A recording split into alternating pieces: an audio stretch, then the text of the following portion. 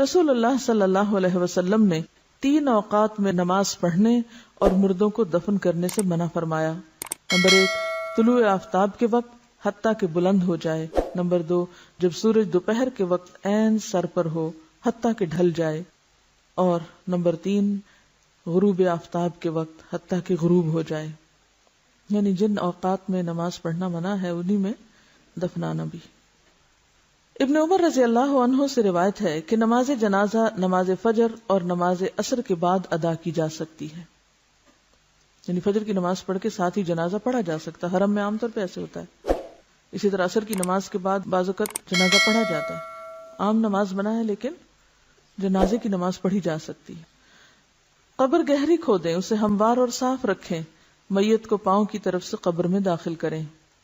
میت کو قبر میں رکھتے ہوئے یہ دعا پڑھیں, بسم اللہ وعلی ملت رسول اللہ صلی اللہ علیہ وسلم.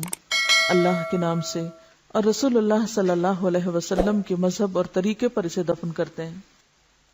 سعد بن ابی وقاص رضی اللہ عنہ نے وصیت کی کہ میرے لیے لحد بنانا. لحد کیا ہوتا ہے؟ بغلی قبر.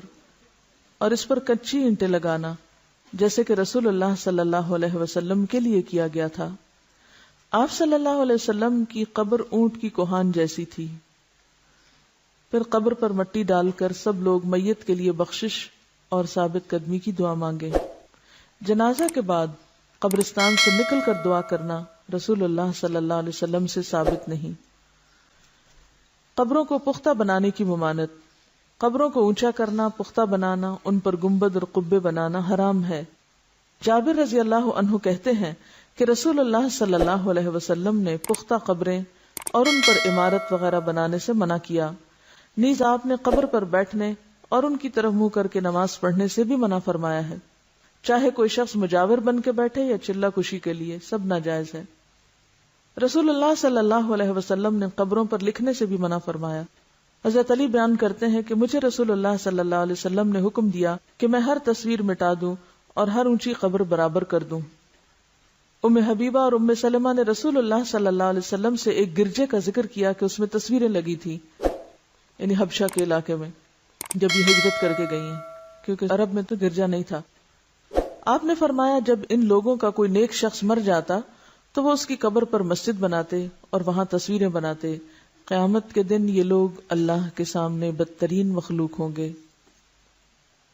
رسول اللہ صلی اللہ علیہ وسلم نے آخری بیماری مرض الموت میں فرمایا, اللہ تعالیٰ یہود و نصارہ پر لعنت کرے جنہوں نے اپنے پیغمبروں کی قبروں کو مسجدیں بنا لیا. حضرت عائشہ نے فرمایا اگر اس بات کا ڈر نہ ہوتا کہ لوگ آپ کی قبر کو مسجد بنا لیں گے تو آپ کی قبر کھلی جگہ میں ہوتی, یعنی اس ریسٹرکٹڈ ایریا میں نہیں. اور یاد رکھیے کہ یہ جو قبر کے ساتھ مسجد نبوی ہے یہ قبر کی وجہ سے نہیں بنائے گی. مسجد پہلے تھی اور قبر قریب بنائے گی اور پھر وسعت کی وجہ سے وہ ایک طرح سے جیسے مسجد کے اندر شامل ہوگی, حالانکہ اب بھی وہ ایک طرح سے الگ ہے, ایک کارنر پر ہے, بیچ میں نہیں آئی. ساری ایکسٹینشن پیچھے کی طرف ہوئی, آگے نہیں ہوئی. رسول اللہ صلی اللہ علیہ وسلم نے فرمایا میں نے تمہیں قبروں کی زیارت سے منع کیا تھا, اب تم ان کی زیارت کیا کرو. ایک روایت میں ہے قبروں کی زیارت موت یاد دلاتی ہے. شیخ البانی فرماتے ہیں نبی صلی اللہ علیہ وسلم نے قبروں کی زیارت کرنے والی عورتوں پہ لعنت کی, مگر اس کے بعد آپ نے اجازت دے دی تو اس میں مرد عورت دونوں شامل ہیں. آپ صلی اللہ علیہ وسلم ایک ایسی عورت کے پاس سے گزرے جو قبر پر بیٹھی رو رہی تھی. آپ نے اسے اللہ سے ڈرنے اور صبر کرنے کا حکم دیا.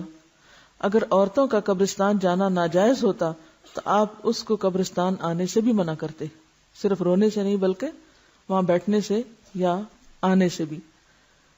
حضرت عائشہ اپنے بھائی عبد الرحمن کی قبر کی زیارت کو گئیں. ان سے کہا گیا کیا نبی صلی اللہ علیہ وسلم نے عورتوں کو اس سے منع نہیں کیا؟ تو حضرت عائشہ نے فرمایا پہلے منع کیا تھا پھر اجازت دے دی تھی. حضرت عائشہ فرماتی ہیں میں نے نبی صلی اللہ علیہ وسلم سے پوچھا جب میں قبرستان میں جاؤں تو کون سی دعا پڑھوں, اور آپ نے دعا سکھائی. تو اس سے کیا پتہ چلتا ہے کہ عورت جا سکتی ہے لیکن کثرت سے جانا منع ہے, ورنہ تو آپ کہتے کہ تم نے جانا ہی کیا ہے وہاں تو کیوں یہ دعا سیکھتی ہوں. حضرت ابو ہریرہ سے روایت ہے کہ رسول اللہ صلی اللہ علیہ وسلم نے کثرت سے قبروں کی زیارت کرنے والی عورتوں پہ لعنت فرمائی ہے. اس سے پتہ چلتا ہے کہ بکثرت زیارت منع ہے مگر کبھی کبھار جانے کی رخصت موجود ہے. وجہ کیا ہے؟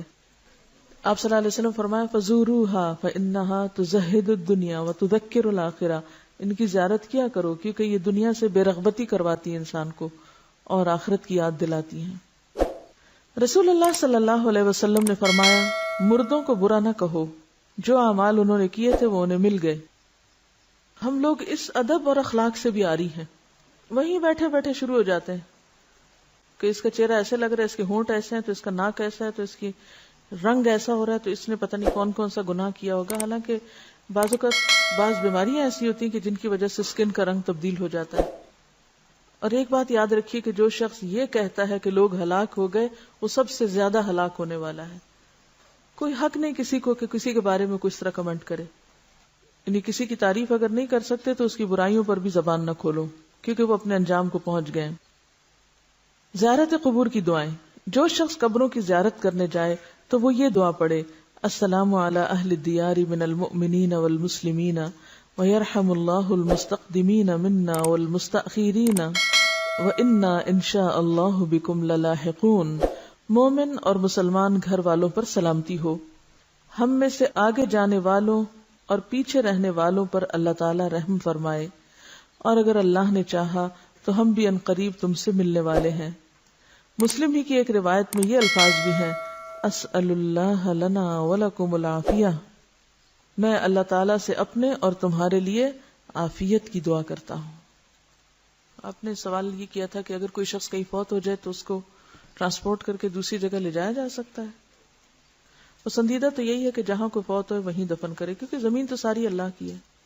کیونکہ ظاہر ہے کہ کسی مردے کو ٹرانسپورٹ کرنا آسان کام نہیں، الا یہ کہ کہیں کوئی مسلمانوں کا قبرستان نہیں یا کوئی جگہ نہیں مل رہی تو دوسری جگہ لے جا کے دفن کر دیں، لیکن کتنا خرچ اٹھتا ہے اس پہ۔ مجھے یاد ہے کہ ایک زمانہ تھا کہ جب انگلینڈ میں رہنے والے مسلمان تقریباً سارے مردوں کو پاکستان روانہ کرتے تھے اور اس کے لیے باقاعدہ فنڈ ریزنگ کرتے، چندے اکٹھے کرتے اور ہزاروں پاؤنڈ اس پہ خرچ کرتے تھے۔ میرے خیال میں اگر وہیں پر قبرستان کا انتظام کر لیتے، جب اپنے گھر انہوں نے وہاں بنائے ہوئے ہیں تو مردوں کے لیے پاکستان ہی کیوں، ان کو بھی وہیں چھوڑ دیں۔ اسی پیسے سے اگر ہر کوئی اپنے اس مردے کے نام پہ ایک ایک اسکول اپنے گاؤں میں بنوا دیتا تو کتنے بچوں کی تعلیم کا انتظام ہو جاتا اور اس مردے کے لیے بھی صدقہ جاریہ ہوتا۔ ہم بعض اوقات غیر ضروری جگہوں پر مال خرچ کرتے ہیں، حالانکہ اس سے بہتر مقامات اور مواقع موجود ہوتے ہیں جن پہ اگر تھوڑا سا غیر جذباتی ہو کے سوچا جائے تو بہت فائدہ ہو سکتا ہے۔ جیسے اگر ایک مردے کے اوپر 1000 پاؤنڈ بھی خرچ آیا ہے، مجھے نہیں معلوم آج کل کتنا ٹکٹ ہے مردے کے لیے، کیونکہ وہ ایک سواری کا نہیں، ویسا 2 یا 3 کے برابر ٹکٹ ہوتا ہے، اس کو ویسے بھی وہ لگیج میں ڈال کے بھیجتے ہیں، اندر جہاز میں اوپر تھوڑی رکھتے ہیں۔ تو کرامت کے بھی خلاف بات بنتی ہے نا، ایک شخص جو فوت ہو چکا ہے، اب اس نے جانا زمین میں ہی ہے، وہاں اس زمین میں ڈالنے کے لیے کسی اور زمین میں آپ اس کو بھیج رہے ہیں، اور پھر اس سے حاصل کیا ہوگا؟ یعنی صرف دوسروں کی تسلی کے لیے، اور پھر اس پہ کتنے کتنے دن گھروں میں، وہ تو ایک خرچہ ہے نا کہ ٹکٹ آپ کو وہاں سے لینا پڑے گا، اس کے لیے 1000 پاؤنڈ اگر لگتا ہے تو آج کل 1000 پاؤنڈ جو ہے وہ تقریباً میرے خیال ہے لاکھ کے برابر ہے، یہ زیادہ ہے، میرے خیال ہے 1,14,000 یا 20 کچھ اس طرح بنے گا۔ اب اتنے پیسوں میں آپ کسی ایک گاؤں میں 2 کمروں کا اسکول بنا سکتے ہیں۔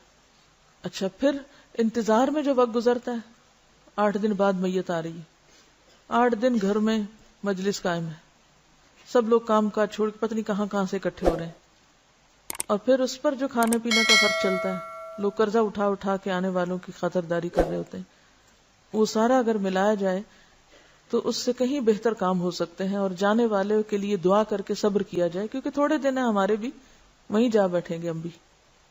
تو جب ہمارے سامنے مقاصد واضح نہیں ہوتے تو پھر ہم اپنے جذبات، اپنی تسلی، اپنے سکون اور اپنی خواہش پورے کرنے کے لیے بلا ضرورت اس طرح کی تکلیف کرتے ہیں۔ اور جب نبی صلی اللہ علیہ وسلم کی واضح حدیث ہے کہ جلدی کرو، دیر نہ کرو، تو پھر کوئی جواز نہیں۔ دیکھیے، ایک شخص وہاں سے آئے گا، آ کے بس صرف شکل دیکھے گا اور روئے دھوئے گا اور خلاص۔ آپ پہلے اتنا عرصہ کہاں تھے؟ آپ کو اس وقت آنا چاہیے تھا جب وہ زندہ تھا، اب تو ایک رسم دنیا نبھانے آ رہے ہیں آپ۔ اور دوسری بات یہ ہے کہ مورچری میں رکھ دیتے ہیں۔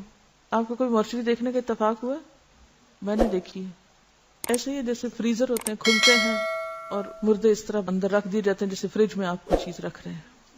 آپ اپنے لیے پسند کریں گے کہ آپ کو مرنے کے بعد فریز کیا جائے اور آپ کو مرنے کے بعد اٹھا کے کبھی کہیں کبھی کہیں، اور بعض اوقات جب وہاں سے ٹرانسپورٹ کرتے ہیں تو آپ کو پتا ہے کہ وہ سارا کچھ اندر سے نکال لیتے ہیں، سب آنتے وانتے ہر چیز، حتیٰ کہ بعض اوقات برین تک کو بھی، اور صرف وہ کھوکھلی سے وہ ایک